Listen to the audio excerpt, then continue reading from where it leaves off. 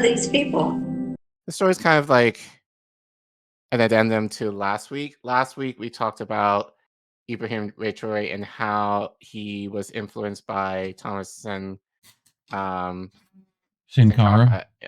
who was Sankara, who was a former president of Burkina Faso, in terms of what he did in order to, empower his people. So Ibrahim is kind of using his philosophy to kind of do that now. And one, he's young, so he's 37 years old. So obviously, being that he is so young, he will be around for a long time unless the West does something. So, but given how he has mobilized not just his country, but in a lot of ways, I would argue a lot of Africa, and I think especially throughout the world, especially where there's Black people, people are starting to take notice of him, and in other countries as well. But we'll get into that later.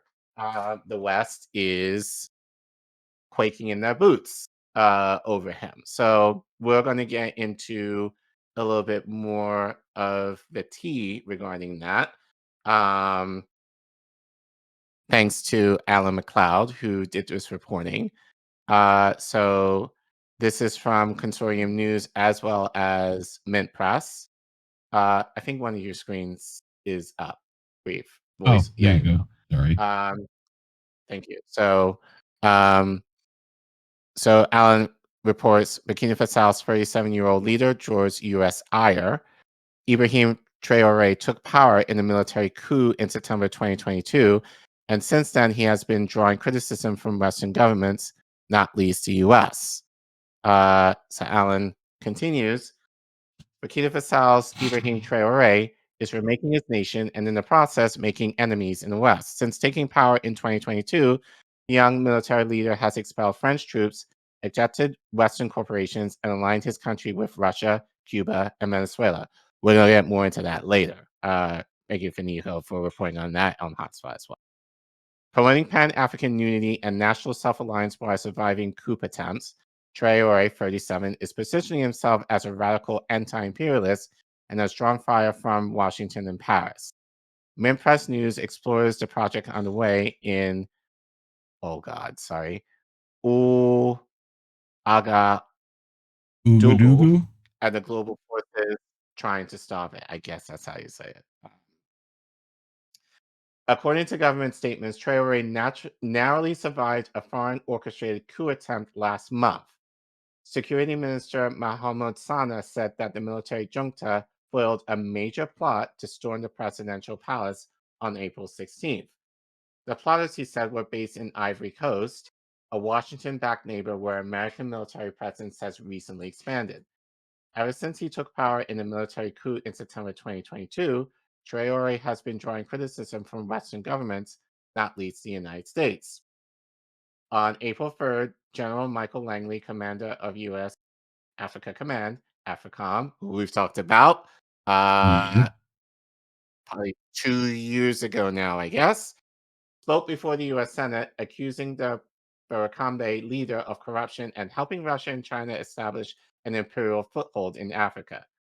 I argue that's already been happening, Traore aside. So this isn't anything new. But AFRICOM, the Pentagon's regional command for Africa, coordinates U.S. military operations, intelligence gathering, and security partnerships across the continent, often framed as counterterrorism operations.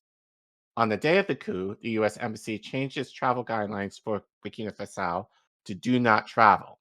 Langley reportedly met with Ivorian Defense Minister Tene Ibrahima Ouattara numerous times this year, both before and after the coup.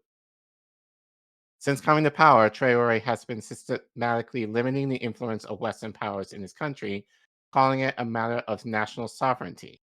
In January 2023, he expelled the French ambassador, calling the country an imperialist state. 1 month later, he ordered French troops to leave Burkina Faso. This helped spark a wave of other Western African nations formerly part of the French Empire to do the same. Today, Mali, Chad, Senegal, Niger, and Ivory Coast have expelled French forces from their lands. President Emmanuel Macron responded by accusing Burkina Faso and others of ingratitude, shut the fuck up, adding that these nations forgot to thank fuck off, like forgot to thank France. Okay. Traore's administration has also blocked or expelled numerous Western government-sponsored media outlets, labeling them as agents of neocolonialism. That needs to happen here. Mhm. God damn. Radio France International and France 24 were first. Then followed Voice of America, Britain's BBC, and German Deutsche Welle in 2024. These moves drew strong criticism from Western organizations. Human Rights Watch, for example, accused the government of a crackdown on dissent. Although it formerly independent for over half a century, France maintained significant control over its former African colonies. 14 nations used the CFA franc, an international currency set at a fixed rate against the French franc, and now the euro. This means that importing from and exporting to France, and now Europe, is very cheap, but doing the same with the rest of the world is prohibitively expensive. France maintains a veto over the monetary policies of the CFA franc, leaving African states economically dependent on Paris. Traore has described the CFA franc as a mechanism that maintains African slavery and has announced his intention to create a new currency. Along with Malawi and Niger, Burkina Faso has broken away from the Western-backed economic community of West African states, also known as ECOWAS, regional bloc, and established the alliance of Sahel states, Pan-African Union of states that sees itself as its first step towards a unified anti-imperialist Africa. Sounds very Gaddafi-esque. Don't be saying none of that. Don't be reminding people. Don't be reminding none of those folks. I brought this. So you brought this to me earlier. And normally so I don't like this fucking guy. He gets plenty of shit wrong, so take it with a grain of salt. It could possibly be not actually, accurate. kind of looking at the thread, this may not necessarily be true. We don't know. But yeah, it's probably still a big number, I'm betting, Right. But Burkina Faso reportedly made 18 billion from gold mines since Ibrahim Traore took over office. They were previously paid 1 billion a year by a foreign company. This is what decolonialization looks like. This is why they want him dead. I mean, this goes in charge with wasn't France? Was it France that was also upset at uranium not being shipped to them? Right. Yes. So yes. Yeah. Doesn't like a bit of resources for the Europeans to get upset over losing. Right. But anyway. This was the dream of the revolutionary Burkinabe leader Thomas Sankara. Like Traore, Sankara was a military officer who seized power in 1983 in his early 30s. And in just 4 years, he introduced sweeping reforms to boost the nation's productivity and minimize reliance on foreign aid, stating that he who feeds you controls you. He promoted domestic, small-scale agriculture to produce nutritious, locally grown food. While many of the region's leaders embezzled public funds, Sankara's socialist revolution built social housing and health centers and tackled mass illiteracy. A feminist, he outlawed forced marriages and female genital mutilation and made a point of appointing large numbers of women to high positions of power. Yeah. Sankara was assassinated in 1987. It was only after Traore came to power that his killer, former President Blaise Compaoré, was convicted in absentia. Compaoré lives in exile in Ivory Coast. Didn't even eye for an eye, that guy. They exiled him. But anyway. Traore sees himself as a disciple of Sankara and his movement. Western commentators are split on whether he truly follows in the legendary leader's footsteps. Some, such as Daniel Ineza of African Center for Strategic Studies, a Pentagon think well, that should probably say all we need to know. Yep. State that The comparisons end with the leader's penchant for military fatigues and red berets. Others, such as the Economist magazine, lament that Traore is a genuine article, a development that spells bad news for big business. But few can deny that he is extremely popular. Ghanaian President John Mahamba, for instance, noted that Traore attended his inauguration in January and received far more applause than anyone, including Mahamba himself. Many of Traore's initiatives are directly inspired by the Sankara era. The new military government has emphasized achieving food sovereignty. A new $1 billion initiative has been launched to mechanize agriculture and increase the production of stable crops such as rice, maize, and potatoes, which we talked about last week. Actually, that clip, I believe, premiered over the Today? weekend, so check Okay. that out. Yeah. If you want to watch that, hear more about that. Traore has also made moves to nationalize the nation's mining industry. Burkina Faso's economy revolves around gold, with the precious metal accounting for over 80% of its exports. The country is the world's 13th largest producer of gold, making around 100 tons per year, equivalent to about 6 billion. Yet, because foreign corporations own and control production, the nation and its people see precious little benefit from the industry. Indeed, the annual Burkinabe GDP is only around $18 billion. Why does resource-rich Africa remain the poorest region in the world? The heads of African states should not behave like puppets in the hands of the imperialists, Traore said. In August, his government nationalized two key Western old gold mines, paying only $18 million, a fraction of the $300 million they reportedly sold for in 2023. In November, the administration announced the construction of the country's first gold refinery. Burkina Faso remains a nation in crisis. The government, and indeed much of the Sahel region, is locked in a bitter battle with a well-armed Islamic groups who rose to power and prominence after NATO's 2011 intervention in Libya. Since then, Libya has become an exporter of extremism, destabilizing the region. It's estimated that up to 40% of Burkina Faso is in the control of Al Qaeda or Islamic State affiliated forces.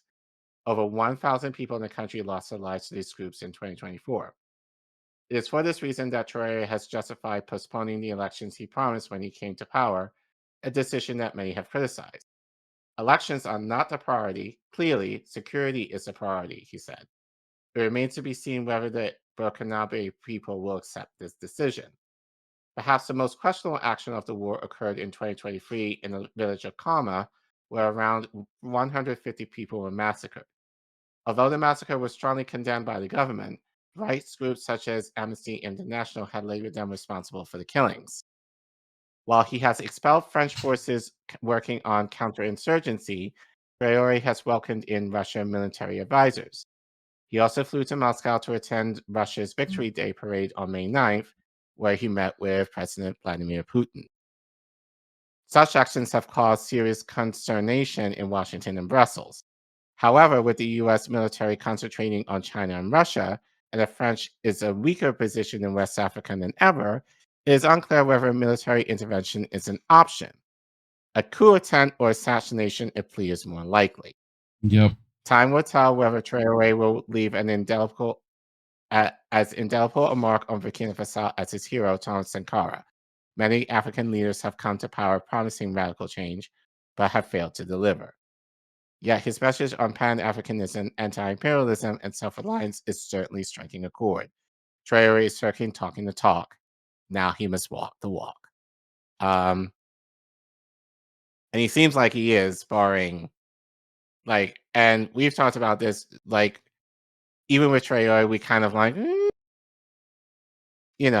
but I think in terms of, look, I'll say this, if the people of Burkina Faso love it, then we should. Because ultimately it's about them and what they need and how they're looking for that sovereignty. And Traore is definitely seemingly trying to offer that to them.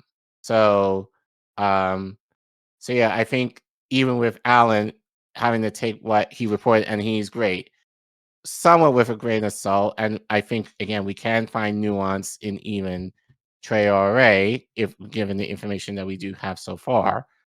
But it does seem right, at least right now, but the fact that, like, even according to Alan, like, they're looking to unalive the guy.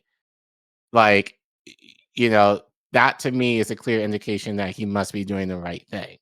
Um, because even in Africa, and I think someone in the chat, I think said, you know, countries in Africa are only independent by name. I totally agree. Like, they're not truly, truly independent. I would argue all of them.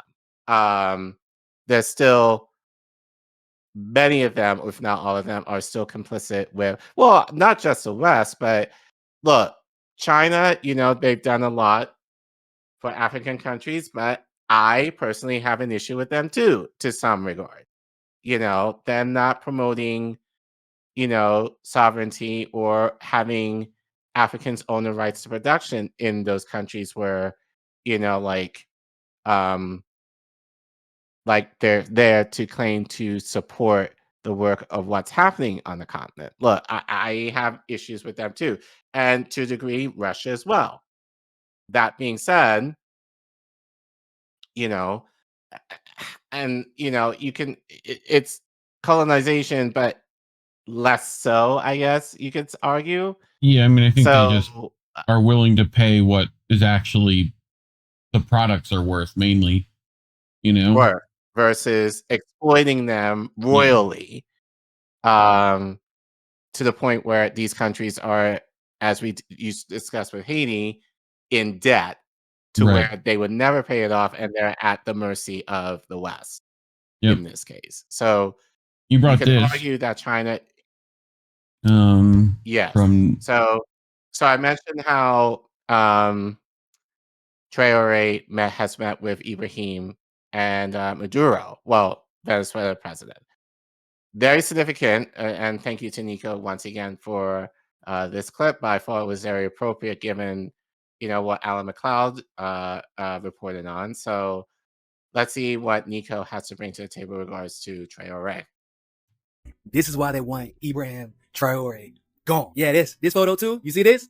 Him with Nicolas Maduro. That's why they want Ibrahim Traore gone. While the West, and specifically the United States, has been busy trying to demonize Ibrahim Traore, he's been out here playing chess while the United States and the West is playing checkers. Now we have to remember the way that the United States and the West has been able to take out African leaders is by individualizing them, by keeping them isolated from the rest of the world, especially superpowers that they could potentially ally with and get some type of economic or military partnership that could protect them. And we already know that Ibrahim has successfully created a coalition between Burkina Faso, Mali, and Niger, but a coalition between Maduro in Venezuela and Putin in Russia and Ibrahim in Burkina Faso takes their potential to a different level entirely.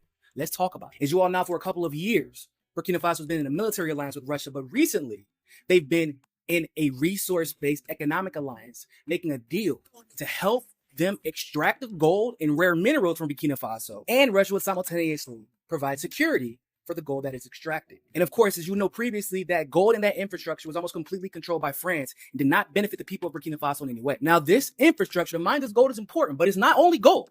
See, the one thing Ibrahim has shown us is that he understands the importance of diversifying one's economy. Enter Maduro in Venezuela. You see, at the moment, unfortunately, Burkina Faso is completely reliant on oil supplies from outside of the country because as of right now, there are no known oil deposits and they have no way to refine it, even if they did find oil. But you know who has a lot of oil? Venezuela. Now, I know what some of you might be thinking. Nico, it doesn't matter if Venezuela has a bunch of oil. They have no way to refine it, which is how they've ended up in the situation they're in right now. Skirt!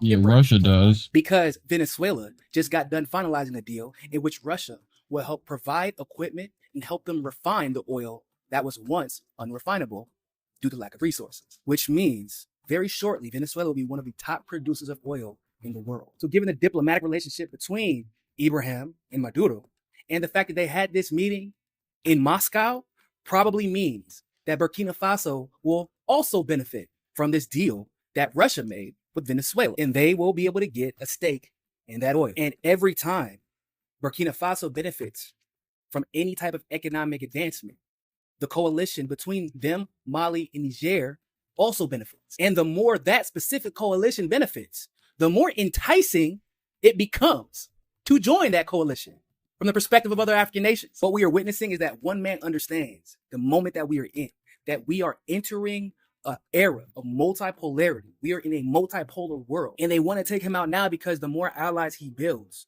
the more his coalition grows, the more difficult it becomes to take him out, because you can't kill an economy that's diversified, and you can't convince the people to want to overthrow their government that's improved their lives in every way imaginable directly because of the actions of that government. Those meetings were a clear message to the West.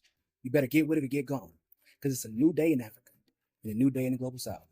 And if you don't want to live in the world that we're living in, fine. But this multipolar world is coming.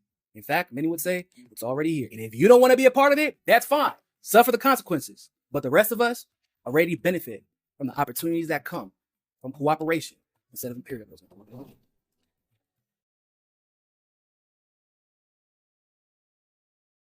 Well, shout out to Nico for that. Yep. Yeah. I mean, I don't think it's going to be especially when we're smooth hearing sailing because I think the West will have issues. You know? No, but our guess is Traore knows that, Yeah. but he doesn't care. So, but I think that's the cool thing. He, again, if he's following Sankara as an example, he knows what it possibly can happen, what will happen to him. So the idea that Russia is offering security, that's huge for him. But I think more especially given that, you know, he's probably going to be able to profit, but like being able to benefit from the oil that Venezuela is now able to refine, that more than likely will be able to go to Burkina Faso and by extension the other Sahel countries as well. And if that happens, then West Africa, watch out, because I would imagine like other countries on that side, like Ghana, Nigeria, like Congo. Benin, like all those other countries on that side, they're going to be looking at this and being like, oh, we want some of that, you know? So yeah, it's why, obviously the West is like shitting their pants right now because, like,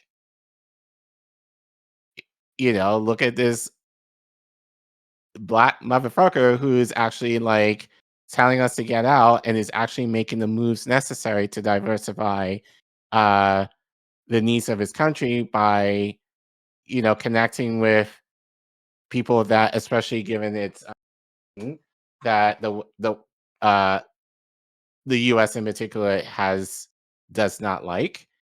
So yeah, like it's not looking good for them.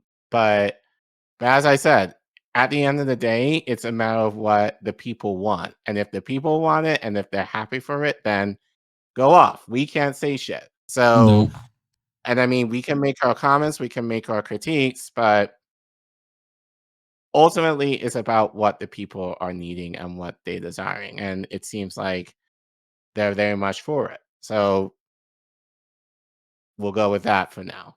And we'll update you guys if anything.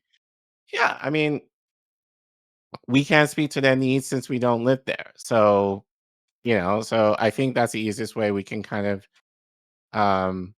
look at it for now. And like I said, we'll just keep you guys updated regarding what happens in the region. So I think in that regard, I think it's a good thing. So, but I think it's showing, you know, the potential what one person can do when, again, it's the idea of like looking at the past and looking at the examples that people left behind and remixing it to the current age. Like, as I think I said this last week, we try to reinvent the wheel to try something new, but oftentimes it's just like, look at what people did before and just do that and call it a day. And that's exactly what Traore is doing. And it seems to be working in his favor in that regard.